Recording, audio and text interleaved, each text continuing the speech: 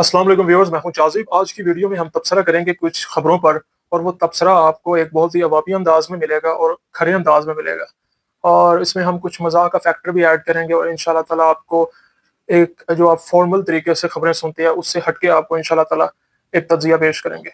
सबसे पहली खबर तो ये है कि खालिस्तान तहरीक के एक जो रहनुमा हैं डॉक्टर अमरजीत सिंह। खालिस्तान तहरीक के बारे में सबसे पहले मैं आपको बताता चलूं कि सिखों की ये एक तहरीक है। सिख जो हैं वो चाहते हैं कि हमें भी जो दीगर कौमें हैं, जैसा कि मुसलमान हैं, हिंदू हैं, ईसाई हैं, यहूदी हैं, सबके पास अपनी अपनी एक कंट्रीज हैं, अपनी अपनी एक आइडेंटिटी है। तो सिख जो हैं वो भी ये क्लेम करते हैं कि हम भी एक सेपरेट आइडेंटिटी है, तो हमें भी अपने लिए एक सेपरेट कंट्री चाहिए, जिसको वो खालिस्तान कहते हैं कि हमें खालिस्तान चाहिए। और इसके लिए वो तहरीक भी चलाते हैं, और इसके लिए उनकी तहरीक जो है वो ज्यादातर कनाडा में चल रही है। तो खालिस्तानी तहरीक जो है, इसके बारे में मैंने आपको कुछ आगाह किया। खालिस्तानी तहरीक के जो एक रहनुमा है डॉक्टर अमरजीत सिंह, उन्होंने ये कहा है कि जो अब ये किताब पब्लिश की गई है, the war that change everything, और ये किताब लिखी है अहमद हसन अल अरबी साहब ने, और ये 11 अगस्त को किताब पब्लिश हुई है। उन्होंने कहा कि इस किताब ने the war that changed everything, यानी कि जो जंग जो है, ये जो रिसेंटली हुई है इंडिया और पाकिस्तान के दरमियान, इसने हर चीज को तब्दील करके रख दिया।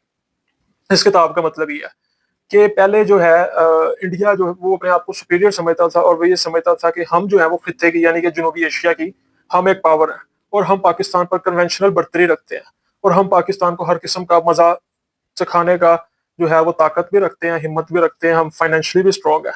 तो इस किताब में ये इंकशाफात किए गए हैं कि इस इंडो पाक वॉर के बाद जो हालात पैदा हुए हैं उससे सब कुछ बदल गया, एक न्यू नॉर्मल एस्टेब्लिश हुआ, यानी कि दुनिया पाकिस्तान को एक नई ताकत के तौर पर देखना शुरू हो गई है खित्ते में।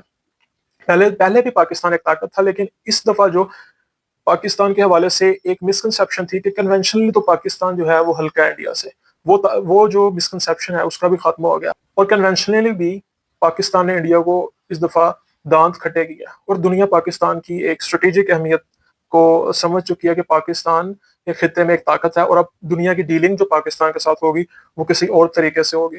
तो डॉक्टर अमरजीत सिंह ने जो है इस किताब के ऊपर तबसरा किया है कि ये किताब ने मोदी को, पूरी दुनिया में मोदी हुकूमत का जो एक डरावना चेहरा था उसको बेनकाब कर दिया। यानी कि मोदी एक फॉल्स परसेप्शन के साथ पूरी दुनिया में चल रहा था, और इंडिया के हवाले से उसकी एक हेजमनिक यानी उसके मकासद थे कि वो जो इर्द गिर्द के ममालिक हैं उनको वो दबा के रखना चाहता है, और वो अपने आप को खित्ते की एक बड़ी पावर के तौर पर शो करना चाहता था।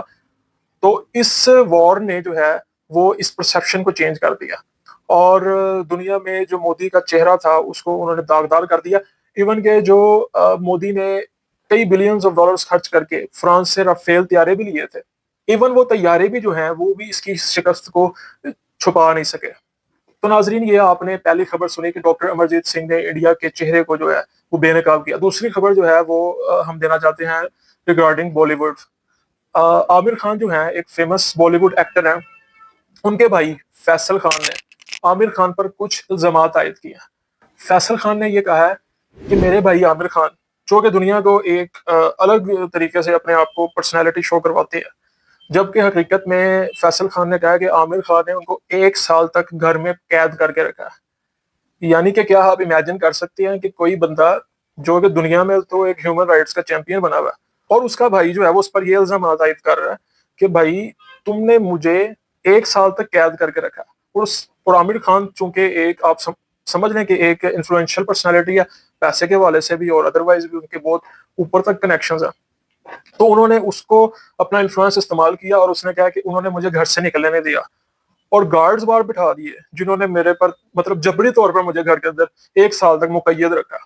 और इस हवाले से उन्होंने ये इंकशाफ भी किया कि मुझसे मोबाइल फोन भी ले लिया गया, मुझे अपने डैड से भी राब्ता रखने की इजाजत नहीं दी गई। और फैसल खान ने यह भी इंकशाफ किया कि मुझे एक स्किज़ोफ्रेनिया का पेशेंट उन्होंने डिक्लेयर किया, और कहा कि मैं पागल हूं, मैं दुनिया बाहर की दुनिया से सही तरीके से इंटरेक्ट नहीं कर सकता। तो उन्होंने ये इस चीज का बहाना बनाते हुए मुझे घर में मुकैयद किया, और मुझे उनका ये इंकशाफ है। मैं तो आमिर खान पर ये मुबैना तौर पर ही बात कर रहा हूँ कि उन्होंने ये कहा है कि इन्होंने मुझे दवाइयां भी देते रहे हैं जो कि मैं यूज नहीं करना चाहता था, और इन्होंने मुझे दवाइयां देकर घर में जबरी तौर पर 1 साल के लिए कैद रखा। ये हालिया उन्होंने एक इंटरव्यू दिया जिसमें उन्होंने ये इंकशाफात किया। तो ये जो सेलिब्रिटीज हैं या ये जो दीगर शोबिस की पर्सनालिटीज हैं जिनकी जो एक परसेप्शन बनाई होती है, उन्होंने इंटरव्यूज में आके کہ ہم تو بہت ह्यूमन رائٹس کے چیمپئنز ہیں. تو ان کا اصل چہرہ جو آپ کے سامنے آ گیا کہ ان کے گھر کی لائف کس طریقے سے ہوتی ہے. تو ہمیں پومپ اینڈ گلٹر اور یہ سب چیزوں سے چگا چوند اس سے ہمیں متاثر نہیں ہونا چاہیے، کیونکہ جو انسان کی پرسنل لائف ہوتی ہے وہ کبھی بھی آ کر ٹی وی پہ نہیں بتاتا. تیسری خبر یہ ہے کہ علی امین گنڈا پور نے کہا کہ ہمیں ٹھیک طریقے سے جو ہے وہ کے پی کے میں کام نہیں کرنے دیا جا رہا، اور ہمارے جو لوگ ہیں ان کو چن چن کر نااہل کیا جا رہا ہے. اور اس نے یہ بھی کہا ہے انہوں نے کہ جو 2024 کے الیکشنز ہوئے ہیں ان میں ہمارا مینڈیٹ بھی چوری کیا گیا. انہوں نے کہا کہ ہمارا صوبہ اس وقت سرپلس میں جا رہا ہے. 17 منتھس کی جو قلیل مدت ہے اس میں ہم نے جو ریزلٹس حاصل کیے ہیں، انہوں نے کہا کہ ہم نے ایک اپنی جو انکم کا ٹارگٹ رکھا تھا اس سے آگے بڑھ کر ہم نے کئی 100 ارب جو ہے وہ اس کے ٹارگٹ حاصل کیا. انہوں نے کہا کہ ہمیں تو ایک جو ہے بینکرپٹ قسم کا جو ہے صوبہ ملا تھا، یعنی کہ جو ایک نگران حکومت کا ٹینیور آیا تھا تقریباً 6-8 مہینے کا. انہوں نے کہا اس کے بعد ہمیں ایک بینکرپٹ صوبہ ملا تھا جن کے پاس تنخواہیں ادا کرنے کے پیسے نہیں تھے، اور ہم نے اس کو اب جو ترقی ہے اس کے ٹریک پر ڈال دیا. اور ان شاء اللہ تعالیٰ پازیٹیو جو ریزلٹس ہیں وہ سامنے آئیں گے اگر ہمیں کام کرنے دیا جائے، کیونکہ جو مقتدر حلقے ہیں وہ ہمیں کام نہیں کرنے دے رہے، ان کا یہ کہنا ہے. اور ہماری ٹانگیں کھینچی جا رہی ہیں اور ہمیں ٹھیک طریقے سے پالیٹکس بھی نہیں کرنے دی جا رہی.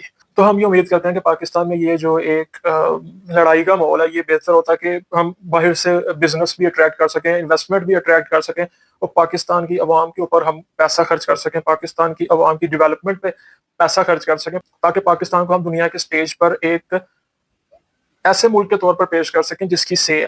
ایسا نہیں جو کبھی کسی کنٹری کے آگے اور کبھی کسی کنٹری کے آگے جا کے ہاتھ پھیلاتا ہے اور قرضے مانگتا ہے. ہمیں ایسی کنٹری نہیں چاہیے، ہمیں ایک خوشحال کنٹری چاہیے جہاں پر نوجوان بجائے ہم باہر جائیں ہم پاکستان میں روزگار تلاش. چوتھی خبر یہ ہے جو کہ مجھے بہت ہی تکلیف سے دینی پڑ رہی ہے کہ انجینئر محمد علی مرزا نے کہا ہے کہ عمران خان یا تو مکمل طور پر سیکولر سیاستدان بن جائیں یا وہ یہ مذہبی ٹچ دینا چھوڑ دیں.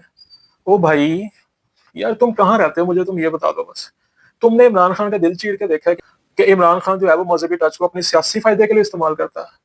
او بھائی جس بندے نے اپنی گورنمنٹ قربان کر دیا، جو بندہ یونائٹڈ نیشنز میں کھڑا ہو کر سب کے سامنے اسلام کا مقدمہ لڑتا ہے، کیا وہ تم خود اپنے دل پر ہاتھ رکھ کے بتاؤ کیا وہ مذہبی ٹچ ہے؟ کیا تم اپنی عقل استعمال نہیں کرتے کہ اس بندے نے اگر اپنا پرسنل بینیفٹ ہی دیکھنا ہوتا تو وہ ڈیل کر کے باہر بیٹھا ہوتا، وہ ڈیل کر کے اپنے گھر میں بیٹھا ہوتا، یا وہ حکومت میں کوئی جگہ لینے میں کامیاب ہوتا، یا تو وہ سیکولر ہو جائیں یا وہ مذہبی ٹچ دینا چھوڑ دیں.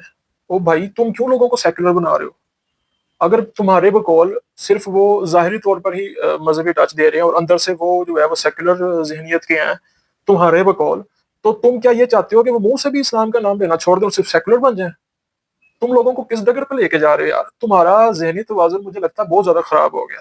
تم انتہائی تعصب کا شکار ہو گئے ہو. تم عمران خان سے حسد کرتے ہو، تم یہ سوچتے ہو کہ عمران خان کے پیچھے لوگ کیوں چلتے ہیں اور میں جو ہوں میری ویورشپ کیوں کم ہوتی جا رہی ہے. انجینئر صاحب تمہاری ویورشپ جو تھی نا وہ 4 سے 5 لاکھ تھی ایک ویڈیو کی ایوریج، اب تمہاری ویورشپ 50 سے 60 ہزار رہ گئی ہے. جا کر دیکھ لو، اور اس چیز کو بھی آپ سینس کر سکتے ہیں کہ عوام کس کے پیچھے چل رہی ہے اور عوام کس کی بات مان رہی ہے. عوام جو ہے نا اس کے پیچھے چلتی ہے جو عملی اقدام بھی کرتا ہے، جو کمرے میں بیٹھ کے بڑی بڑی بھڑکے مارتا ہے نا، عوام اس کو سن تو لیتی ہے لیکن اس کی بات پر اس طریقے سے عمل نہیں کرتی. عمران خان جو ہے اس نے پریکٹیکلی یہ شو کیا ہے کہ ہی مینز وٹ ہی سیز. جبکہ آپ کے ساتھ کوئی مناظرہ کرنے بھی آئے نا تو آپ اپنے گھر میں جا کے کمرے میں چھپ جاتے ہیں اور آپ کہتے ہیں میری امی مناظرہ کرنے سے روکتی ہے. تو انجینئر صاحب پلیز یا تو آپ اپنی سیاسی پارٹی بنا لیں یا ایک بندے کو رگڑنا چھوڑ دیں، اسی میں جو ہے آپ کا فائدہ ہے. وگرنہ آپ سیاست میں آئیں گے تو پھر سیاسی طور پہ آپ رگڑے جائیں گے اور اس سے آپ کی دعوت کو بھی نقصان ہوگا. تو ناظرین آج کی ویڈیو میں ہم نے 3-4 نیوز پر تبصرہ کیا. امید کرتے ہیں آپ کو ہمارا یہ تبصرے کا انداز پسند آیا ہوگا. اگر آپ کو ہمارا چینل پسند آیا تو ہمارے چینل کو سبسکرائب کر دیجیے، ویڈیو کو لائک سبسکرائب اور شیئر کر دیجیے، اور ہمیں اپنے دعاؤں میں ضرور یاد رکھیے گا. ویڈیو دیکھنے کا بہت شکریہ. اللہ حافظ.